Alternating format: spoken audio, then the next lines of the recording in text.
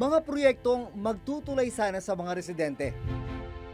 At mga gusaling magagamit sana ng mga estudyante. Pero natuklasan ng Reporter's Notebook na nakatiwangwang, hindi tapos, at hindi na pakikinabangan.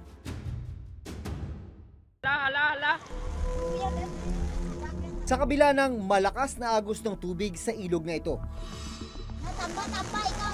Balunan nyo, ha? Buong tapang itong tinatawid ng ilang residente at estudyante ng Barangay San Gregorio sa bayan ng Lambunao sa Iloilo. May tulay naman sa tabi ng ilog, pero ang problema, hindi na dito dumadaan ng tubig. Ang masaklap, 10 taon na ang nakararaan mula ng simulan nito, pero hanggang ngayon, hindi pa rin ito tapos at hindi pa rin nagagamit ng mga residente. Nakilala namin noon ang grade 8 student na si Jaril Ligada. Delikado maglakad dito. Wala kang flashlight. Okay. Pag tag-ulan, mas mahirap, mas mabagal. Mas mahirap po. Para makaabot sa pagsisimula ng klase ng alas 7, naglalaan si Jaril ng 1.5 oras para sa paglalakad.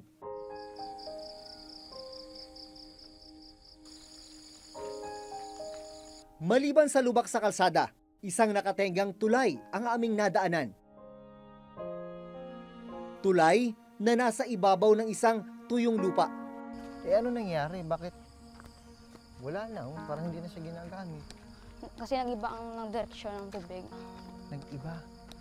Kasi ibig sabihin dati dito ang ilog. Opo. Yan yung ilalim na yan. Opo. Hindi rin siya tapos pala. Ibig sabihin nung dati tinatawid nyo dito sa kawayan. Opo. Ano yung experience mo dati dito sa kawayan na to? Minsan po natatakot kasi parang dali na siyang masira.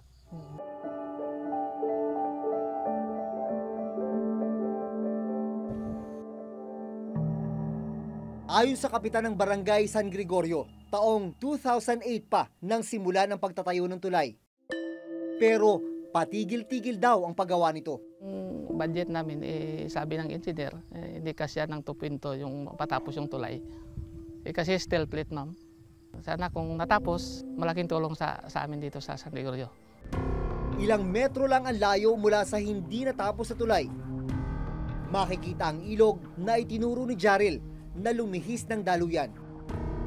Ito ang kailangan nilang tawirin papasok ng paaralan.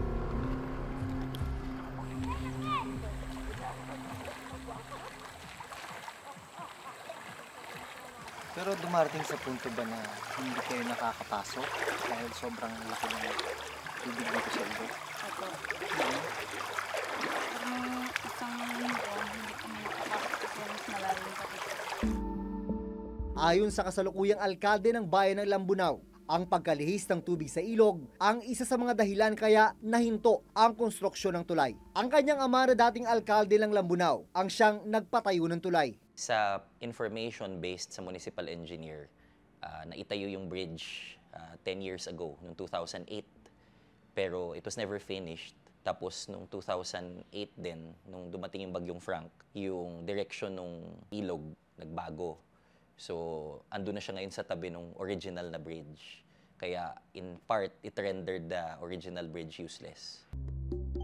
Inalam namin kung magkano ang ginastos para sa pagtatayo ng nakatenggang tulay sa San Gregorio. Pero sa text message na aming natanggap mula sa alkalde ng Lambunao, hindi pa mahanap ang lumang file ng tulay. Gayunman, nakuha namin sa munisipyo ang Statement of Expenditures na nagpapakitang naglabas ng 2 million pesos para sa rehabilitasyon ng tulay noong 2015. Pero malinaw, hindi pa rin ito natapos. Noong Enero, naglaan ng pondong 600,000 pesos ang probinsya para sa pagpapatuloy ng konstruksyon ng tulay. Posible raw kasi na muli itong maging daluyan ng ilog. 2 proyekto pa ang nakaplanong itayo sa ibabaw ng ilog sa San Gregorio, patawid sa kabilang barangay ng Kaningwan. They requested for the construction of a hanging bridge. And then they have another option, the overflow project. No? These are put in different locations, not in the same spot.